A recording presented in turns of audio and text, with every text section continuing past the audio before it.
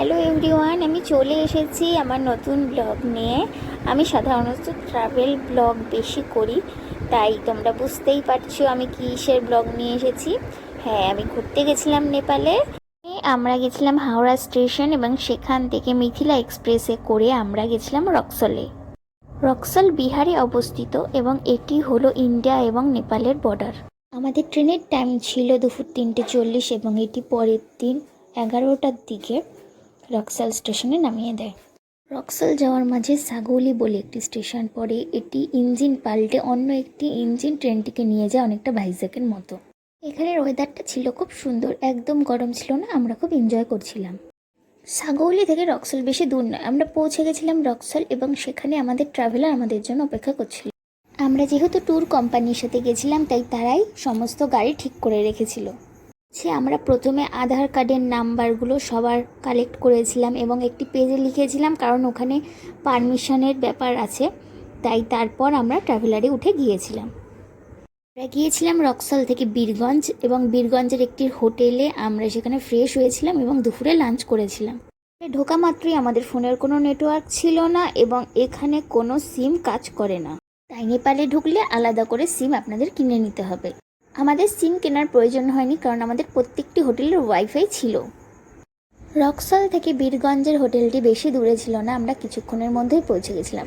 আর ওই যে সামনে দেখা যাচ্ছে নেপালের পতাকা, আমরা বর্ডার পার করছিলাম।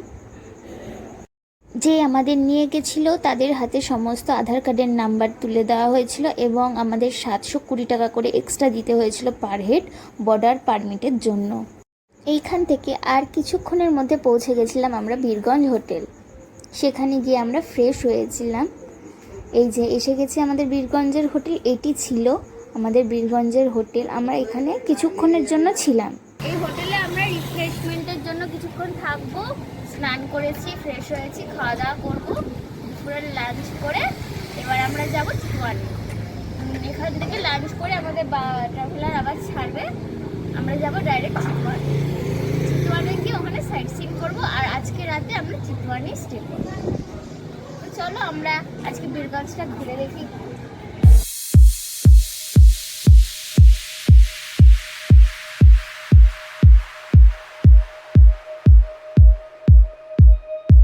এটা কিন্তু পুরোটাই নেপালের মধ্যেই পড়ছে। এখানের ওয়েদারটা, বীরগঞ্জের ওয়েদারটা মোটামুটি গরম, কিন্তু কলকাতার মতো অতটাও গরম নয় যে একেবারে খুব অস্বস্তি হচ্ছে বা ওরকম কিছু নয়, গরম আছে।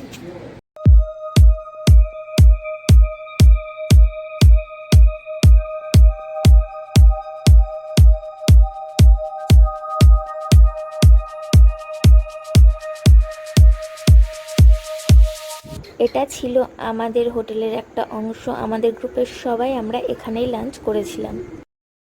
এইখানে যে ড্রিঙ্কসগুলো পাওয়া যাচ্ছে সাধারণত সবই মেড ইন নেপাল। ইন্ডিয়ান কয়েকটা ব্র্যান্ড রয়েছে, কিন্তু বেশিরভাগই নেপাল।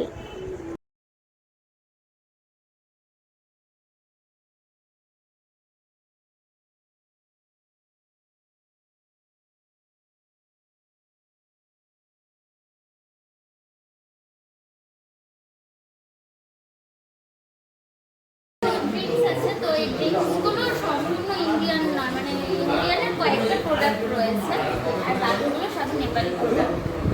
ইন্ডিয়ান প্রোডাক্ট খুবই কম। আমরা এখন হেঁটে হেঁটে দেখছি চারপাশটা কীরকম, তারপরে গিয়ে দুপুরের লাঞ্চ করে বেরোবো।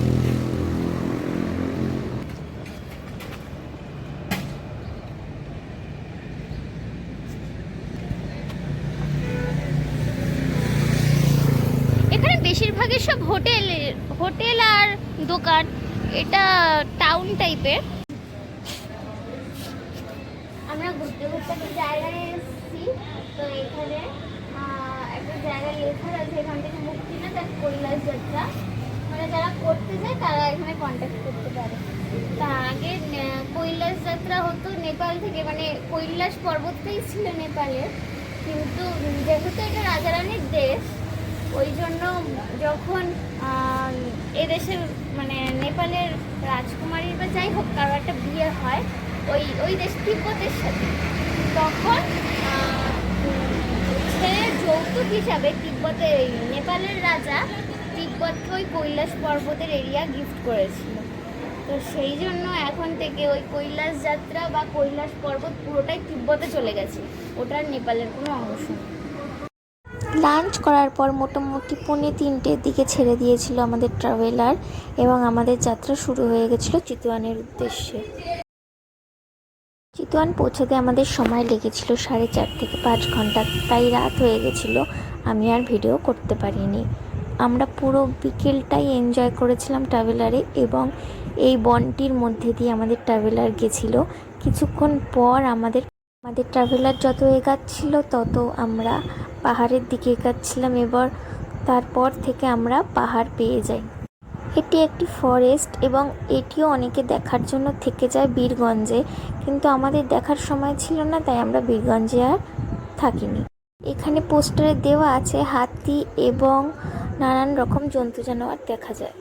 পার্ট 1-এর ব্লগ এই অবধি থাকবে, আমি পরের ব্লগে চিতওয়ান থেকে শুরু করব। সবাইকে টাটা।